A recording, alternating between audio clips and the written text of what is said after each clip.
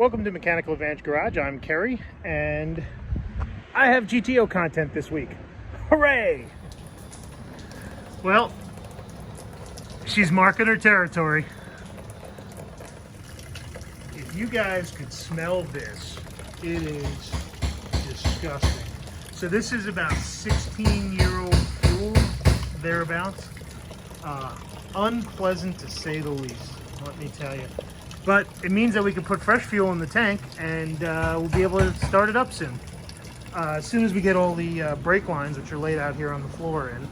And I say we, really, it's the guys here at Lucore working on it. But at least the car's on the lift and it's getting work done, and hope to have it back soon.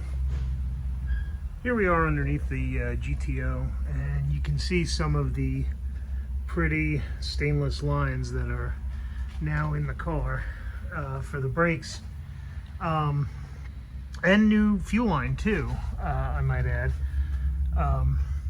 running just above it.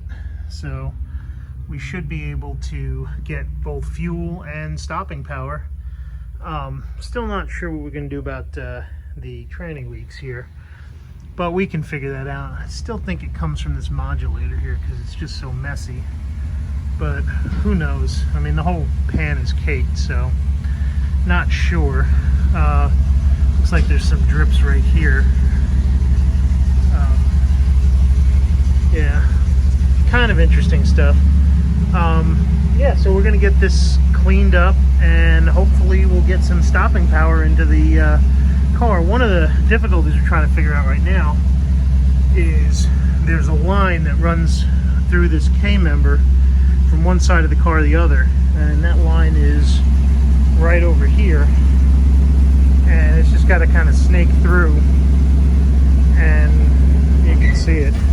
It's a little bit of a difficult line to snake through. Some other interesting stuff while it's up on the lift here. My undercoating is peeling off. I mean, this was undercoating that was applied at the dealership. It's not factory, but it's, you know, and you can see the burgundy paint on the backside, the overspray from when they painted the car, and you can actually see the metal underneath is in nice shape. So undercoating does work sometimes. At least it worked in this case, because it saved a lot of the wheel well. It didn't save everything, unfortunately, but it did save like this clean, you know, sheet metal right here. Front here you can see one of the fatal flaws in handling of a GMA body in general. The wheels, they camber out instead of in when they are unloaded, which means that when you are turning hard, the wheel rolls onto this edge instead of keeping a flat contact pattern. People actually thought these handled better that way, but the truth is you're actually reducing your contact patch by rolling it onto its edge.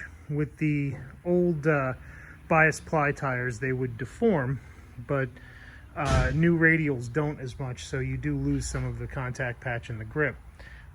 This tire, I think, is in real bad shape because look at how it's ballooned out here. It's crowned almost like a motorcycle tire, and it's really deformed like right in here. So we're gonna have to replace these now.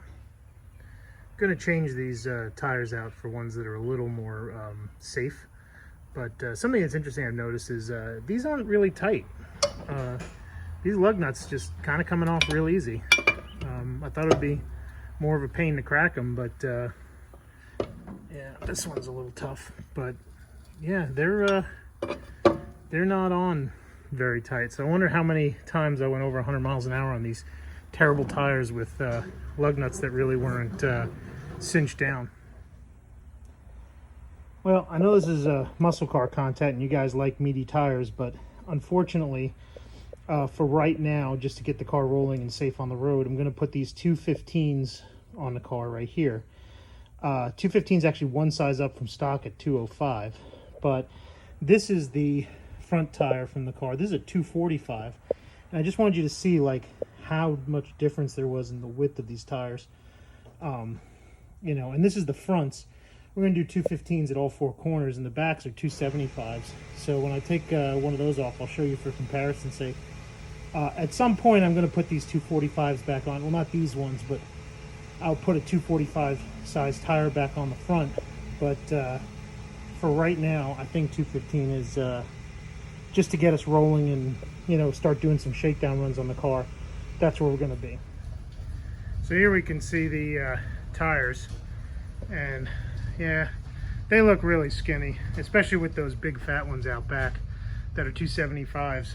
This is not going to be super fun, but it'll get us by for the moment. So I'm back from Long Island visiting my parents and driving around in their 57 Corvette. And if you haven't seen that video, please go check it out. It was fun. But I'm back in Ohio, and they told me that the brakes are done on the car here at Lucore. They cut the drums, put new stainless lines in from inline tube. Thank you guys for doing such a great job in getting me the tubes on time.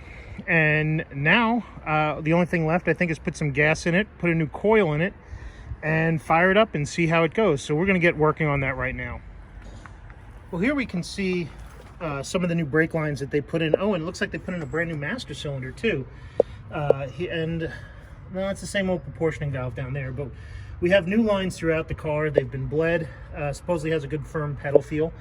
So we're going to see if we can get this started with that old janky Quadrajet on there, and then I will replace that coil. Now, one of the fun things I found out about this coil here is this is a HVC blaster, an MSD. It was meant for the 6AL box, right? And going through the 6AL box, the digital 6, I'm sorry, not a 6AL, digital 6 box, it limited the amount of voltage being passed to the Pertronix igniter ignition that's inside my factory distributor. Problem is, the digital 6 box is dead, and we've bypassed it with some super janky wiring. So what we have to do now is take this coil out, because if I just run this straight for a long period of time, it's going to burn up my Pertronix unit. Also, if you guys remember some of my previous videos, it's arcing really bad to the firewall right about here. There must be some sort of crack in the coil. It just arcs really terribly. So let me see if I can get this fired up first, and once I have it running, we're going to check out and see if I can get this coil replaced. So stay tuned. You may have seen that there's some nasty fuel in this tank. It's really gross. They actually drained out the tank. They replaced new fuel lines in this car as well. Well, they put new fuel lines in the car as well while they were underneath. So I've got my 5-gallon can here. That should be enough to get me up the road to the gas station and get the tank full with some fresh gas. So I'm not adding good gas to bad gas. There's almost nothing left in this old tank. I did put a borescope down it, and it is a galvanized tank, so inside is actually fairly clean. I don't think I have to worry about any debris coming through the lines. So let's get this filled up. Austin here at Lucore has lent me one of these race cans to fill up, and I gotta tell you, if you've fought with a new easy fill gas can lately, these are so much better. If you get a chance, go down to Jags, go down to Summit, pick one of these up, because man, does this make filling up the car so much easier. So here we are in the car, and it's got gas in it, but if you remember from one of my earlier videos, or maybe you didn't watch one of my earlier videos, my Quadrajet has a crack in the float bowl, which means that the float bowl for it right now is probably totally empty. So we're going to just start cranking it and see if we can get it to start, and hopefully it'll start up.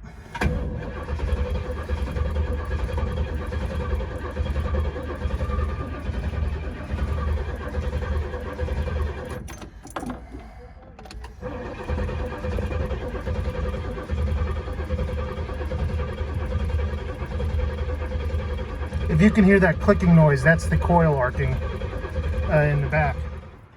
It didn't pump enough fuel in to fill the float bowl yet, so what I'm going to do is I'm going to bring back the infamous ketchup bottle, and we're just going to fill the float bowl through the Quadrajet vent here, and hopefully that'll give us enough fuel to start.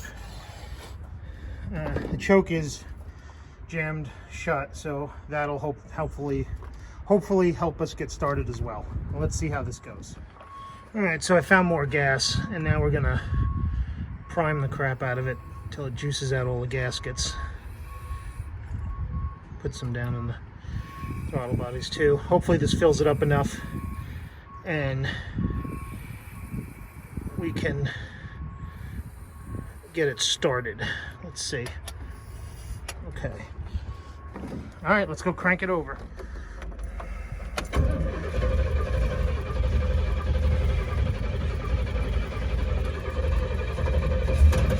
Well, we almost have life. Let's see.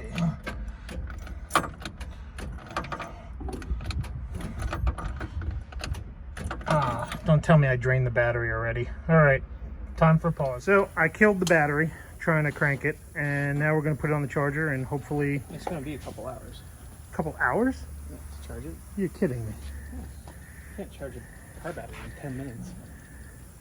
Sure you can. No, you can't. All right, well, it's going to be a little while, so we're going to figure this out. So while we're waiting for the battery to charge, I went to Jegs, and I got me this brand new Jegs brand coil. Up, and we can hear Austin firing up the Lemans over there. Man, that car sounds real good. And if you haven't seen his Power Tour videos for 2022, where Jim drove this on Power Tour while he drove the AMC, I highly suggest you check it out. Light him up, Austin! Not here. Anyway, so I went to Jegs and I got this new coil. And the significance of this coil is that it is a 1.5 ohm coil. Now, the old MSD coil that I have in the car, it puts out too much voltage and will burn out my Petronics unit. So this one works with the Petronics unit, and all I got to do is just wire it up. I also got a new coil wire, and this big box right here is a new air filter, because the air filter on the front of the car, even though this is a K&N, this is a 20-year-old K&N, and it's never been oiled. So, well, I mean, it was oiled when it came out of the box, but that's it. So, yeah, let's get working on this, and we can figure all that other stuff out later. Now, one of the other cool things is when I put this new coil in, I left the old stock coil down there, and you can see it, it's right here, you know. So all I gotta do is just loosen the bracket and take out this old junky coil and put in my new one, and I can wire it right up. And here is my brand new chrome air filter from Jegs. This was actually like 40 bucks with a washable, reusable filter inside. And yeah, look at that. Oh, all that brand new filter goodness right in there. So this was ready to go. It was like 40 bucks. Like, how can you beat that, right? So I'll get this on the car as soon as we're done futzing with the carburetor. It'd probably be nice to breathe some fresh air in this thing. Now, being 90 something degrees in Columbus right now, one of the things I was worried about was this car getting hot, and I decided I'm probably not going to run with the ram air pan on here, which sort of seals in engine heat from the open hood. So I got this base, and hopefully, you know, it fits. One of the things I'm worried about is that it may not have clearance, but it looks like it does. Look at that. Clears everything. Not sure if the hood will clear. I suppose that mass doesn't hit the hood, so if I can get the air filter on, then, and it doesn't go past this, then I think we're all good. And then we have fitment. So, shock of shocks, it's installed, and it looks like it will clear the hood, but there's only one way to really find out, and that is, let's close this up here and see if we can see it through. Yep, and look at that. You can see it right in there.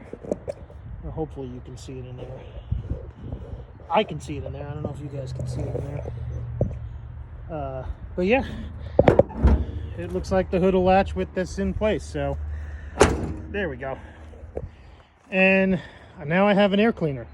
I still don't have a fuel line, and I still don't have a coil in place, but I got fresh air that I need to take the air cleaner off again. So fun times. Unfortunately, we found a rupture in the fuel line from the tank to the pump, so I think we're done with the GTO for today. But that doesn't necessarily mean that we're done with driving content or running Pontiac content, because Austin has graciously decided to lend me this 1970 Lemans. So we can go to the Good Guys show and still cruise around and have fun. So we are going to have some Pontiac driving content. It's just not going to be my GTO today. But let's go check it out. Let's go have some fun. For those of you who haven't seen this car, Austin just finished Power Tour 2022 in it with his friend driving this, and he drove the AMC Spirit AMX that we drove last year on 2021. It's a pretty solid car. It's fun and it gets around. Well, I feel like I need less of a tetanus shot in this car because it's not as rusty as mine. But yeah, let's get this thing started and see how she runs. Fires right up. Oh, it's so nice. It's good to be behind the wheel of a Pontiac again, let me tell you. So I don't know if you can see this, but we're rolling about 3 deep to Goodguys right now at the Pre-Goodguys parking lot show. This Oldsmobile, and there's a Charger up ahead. It looks like it'd be fun.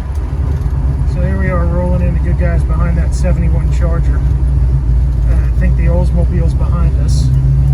Not people I know, they're just people that... In a quarter mile, your destination will be on the right.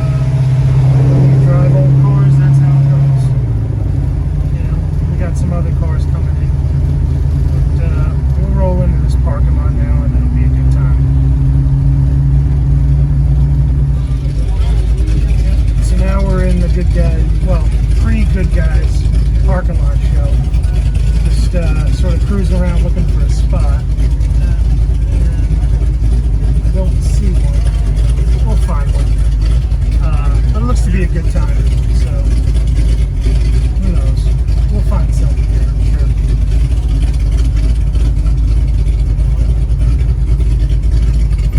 There's a nice GTO Judge over here.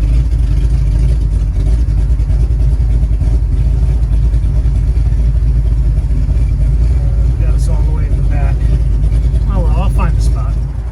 Well, we made it, but for future reference, if you're going to go to the Good Guys pre-party parking lot show on Thursday at the Crown Plaza, get there early because they park you all the way in the back with all the tow trucks if you don't.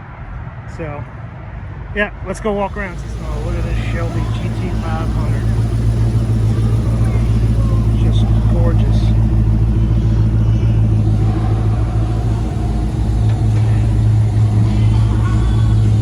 56 Bel Air convertible. Blown V8 is the plate. I wonder what's under the hood here.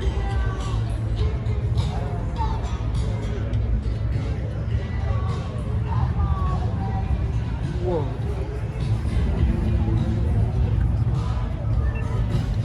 Yeah, that's before they. Yeah. There's Carroll Shelby's signature. They say it's rare if you can find a Shelby that doesn't have his signature on it. Now here's a nice Z28 with an LS swap, looks like. Oh man, this is just too clean. 69 Camaro. Look at this.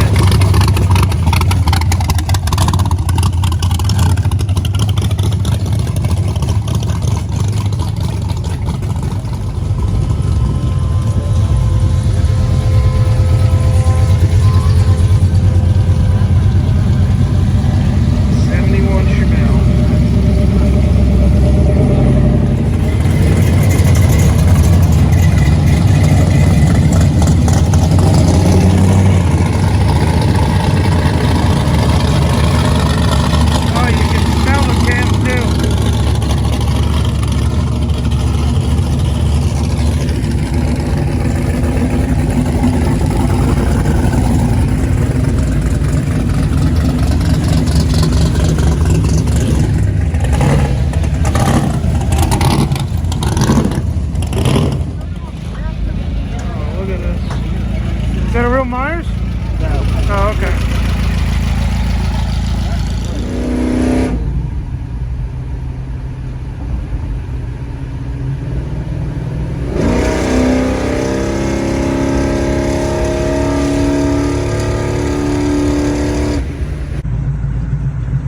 So this wraps up another episode of Mechanical Advantage Garage. Sorry we didn't get more done on the GTO. On the other hand, you got to see some cool cars, and we got to go cruising in Austin 70 Lemans, which is a monster of a 455. So that's about it. Like, subscribe. I hope you've enjoyed the content, and hopefully next video we'll have some good GTO running and driving content. Till then, talk to you later.